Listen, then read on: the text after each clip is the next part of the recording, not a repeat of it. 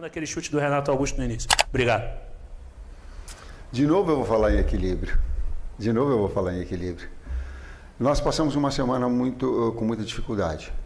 Está falando com o Fábio agora. A dosagem do trabalho, e o jogo que a gente fez, ele exigiu muito. Então tu vês que hoje nós tivemos uma série de substituições que foram ser feitas em função do desgaste e dos problemas durante a semana que nós tivemos. Isso é significativo. E às vezes tira a finesse, o refinamento de uma jogada maior que é de contra-ataque, porque o adversário precisava do placar, adiantava a marcação e dava espaços nas suas costas para ser aquilo que nós temos de qualidade, de ser agressivo, de ser vertical, né? E essa finesse faltou um pouquinho mais para nós termos aquilo que fala de equilíbrio na contundência, nas ações ofensivas. Em contrapartida, ele teve a solidez que tu colocaste. Muito importante também a torcida entender a característica do jogo, né? Um pouco, que era uma equipe que vinha para correr riscos dele também, e acredito que a nossa postura também ajudou o torcedor a entender. A gente sempre procurou agredir a marcação, sempre procurou marcar alto, onde estava a bola a gente procurava agredir e não ficar lá atrás esperando alguma situação do Fluminense. Tanto que eles tiveram poucas situações de finalização no gol, acho que só a do Renato, né?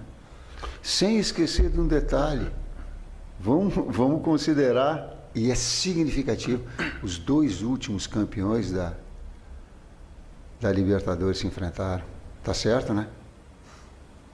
A grandeza do espetáculo, do jogo, da qualidade técnica, do grande técnico do Diniz, né? Então, todo um contexto importante em dois grandes jogos. Oi, Tite, boa noite, parabéns pela classificação, Matheus. Tite, eu queria que você falasse um pouquinho do espaço que o Flamengo não vem dando, e aí é claro que a gente está falando do Fluminense, mas isso já vem acontecendo há muitas partidas, o Flamengo não vem dando espaço entre linhas para o adversário criar. Eu percebi que, por exemplo, no segundo tempo, quando o Fluminense precisava do resultado, mas isso aconteceu em diversas partidas, eles não conseguiam criar, ou criavam muito pouco entre linhas, porque o time anda muito compactado, mesmo com as linhas altas, ou com linha média ou linha baixa, que era o caso ali mais do segundo tempo. Então eu queria que vocês comentassem, eu sei que é um trabalho de formiguinha, né, de todos os dias, né, mas eu queria que vocês comentassem, porque isso mais uma vez aconteceu hoje. Obrigado e parabéns. Primeiro tempo a gente não conseguiu jogar, porque nós que não chegamos no intervalo, não precisamos jogar mais, voltou bem no segundo tempo.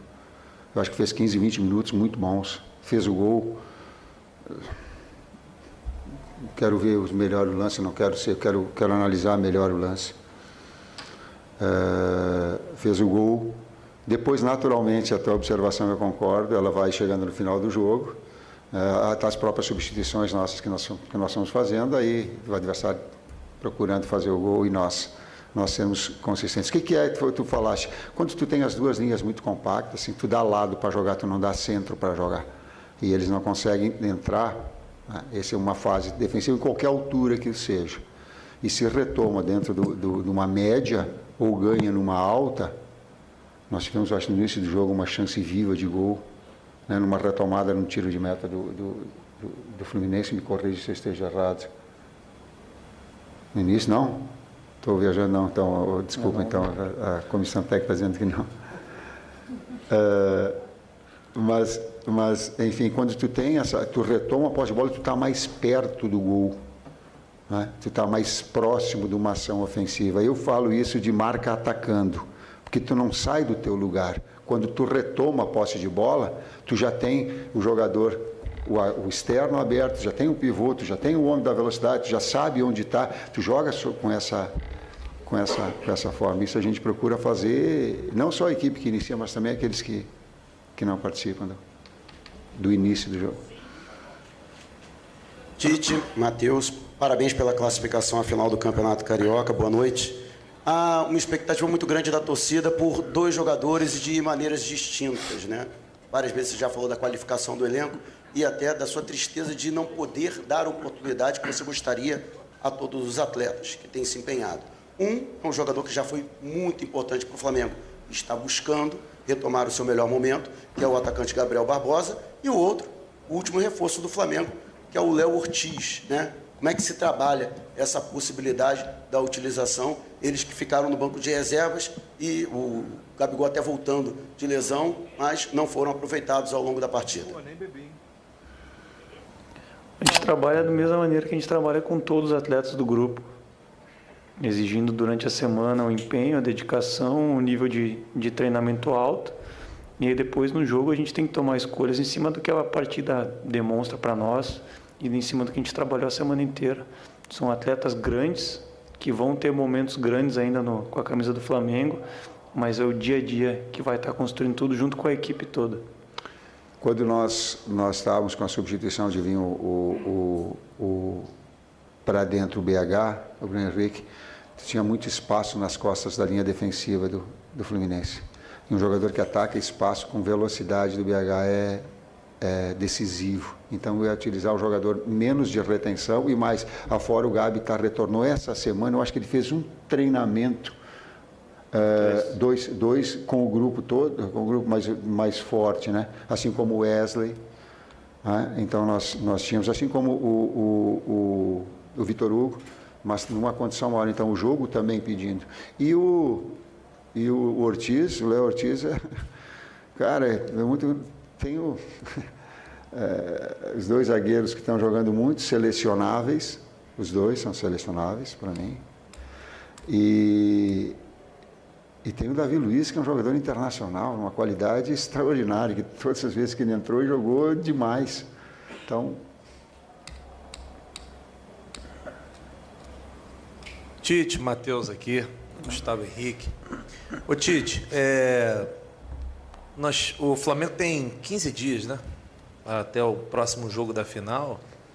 E eu achei que hoje o Flamengo teve uma atuação que conseguiu fazer a classificação. O Wagner, achei que não foi tão bem o hábito do jogo. O Matheus, que gosta muito de trabalhar a rapaziada lá, a finalização, a defesa. O que eu queria saber é uma pergunta para os dois, na verdade, né? Nesses 15 dias, com certeza, é a última grande parada que o Flamengo vai ter antes de Libertadores, Brasileiro, Copa do Brasil. Diante de tudo que vocês analisaram até agora, esses 15 dias, o que vocês dois acham que o Flamengo pode melhorar? O que vocês dois acham que o Flamengo pode evoluir em termos de treinamento, em termos de um acoplamento melhor de sistema de jogo, porque são 15 dias de trabalho. O que vocês estão pretendendo, o que vocês estão analisando para esses próximos 15 dias? O primeiro aspecto é a manutenção do desempenho e evolução. Manutenção e evolução. Se tu pegar parâmetros, vamos dizer, o jogo anterior do Fluminense é a referência. O jogo anterior, ele é a referência, ele tem um componente, não quero falar, mas da mesma forma que teve um componente físico, uma intensidade extraordinária do outro jogo, uma retomada dentro do campo adversário, essa semana a gente sentiu nesse aspecto. Justamente por esses jogadores, o Nico ficou um dia sem treinar, o Eric voltou a treinar quinta. O Ayrton voltou a treinar quinta. É contextualizar isso tudo. A gente recuperou o Alan, a gente ficou 15 dias para dar a ele uma condição física, retiramos ele da coisa para ele ter um preparo físico, para ter uma situação e ele apresentar agora. Tá? Então, esses componentes todos, a gente falar em termos táticos, a referência ao jogo anterior, em termos físicos é uma recuperação. Eles são jogadores internacionais e estão em seleção também. Vou ficar torcendo agora para o outro lado para não machucar, né? Vou ficar assim. Tu vai torcendo para alguém? Não, estou torcendo para não machucar agora. Completa, Matheus? Tá bom. Opa, boa noite, Tite. Boa noite, Matheus. Parabéns pela classificação. Gostaria de saber agora sobre o próximo jogo, que será ou contra o Nova Iguaçu ou contra o Vasco. O Vasco sendo o melhor ataque, a melhor defesa, tirando o Flamengo. E o Nova Iguaçu, que é a nova revelação do campeonato. Eu queria saber qual é a diferença entre se preparar para um clássico, que seria, no caso, o Vasco, e a diferença de se preparar para a nova revelação do campeonato, o Nova Iguaçu. Os dois fizeram por merecer, não dá para escolher. Eu vou ficar amanhã sentado e vou ficar olhando, vou ficar... Confesso que a gente não vai... O padrão de análise do adversário independe do tamanho do clube, que tu fala do tamanho do Vasco, do tamanho do Nova Iguaçu recente, ou a campanha que faz, a gente sempre procura analisar o que está dentro de campo. Então, independente de quem for, qualquer um dos dois, a gente vai analisar muito bem o que tem dentro de campo, as peças que podem fazer a diferença e como a gente pode levar vantagem ou anular o adversário nesse sentido. Nessa resposta, o meu filho foi melhor do que eu. Nessa aí, ele falou que eu não tive discernimento de falar. Boa noite, Tite. Boa noite, Matheus. Aqui, Cidão Marinho da Litoral News. Aproveitando que você falou que o Matheus foi melhor do que você nessa, Tite, eu também trabalho com a família. Eu queria saber como que é essa relação de vocês dois trabalhando junto à comissão como um todo. Mas como o Matheus sente esse dia a dia, como o Tite sente o dia a dia, eu vou fazer a pergunta que eu iria fazer. A lateral direita ela vem evoluindo bastante. O Varela claramente vem demonstrando um futebol bem melhor do que aquele que ele demonstrava no ano passado. E teve um estudo que foi feito que bota os laterais mais promissores do mundo. E o Wesley foi indicado a esse estudo.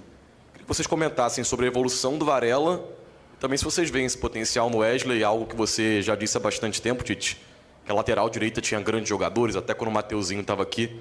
Queria que você comentasse sobre isso também. Obrigado. Eu falo da primeira parte do lado humano. O Matheus, eu acho que é meu auxiliar com 8, 9 anos de idade, onde o pai dele assistia todos os jogos, gravava em fita cassete, aqueles que ele não podia assistir, para analisar, escrever todas as situações táticas de cada um. E um dia eu estou saindo de casa e voltei e tinha tido um jogo. E quando eu cheguei em casa, surpresa, ele pegou a fita cassete e me entregou. Ele disse: ó, pai, eu gravei para ti. Eu disse: filho, que jogo teve? Desculpa, não era um jogo com equipes fera. E ele teve a atenção de trazer, não quero dar nome, mas um jogo de um nível um pouco menor, para que eu tivesse a condição de assistir. Então, assim como pais médicos que são e têm seus filhos médicos, o doutor Aloir é o meu amigo que tem, assim como outros que têm filhos que seguem o mesmo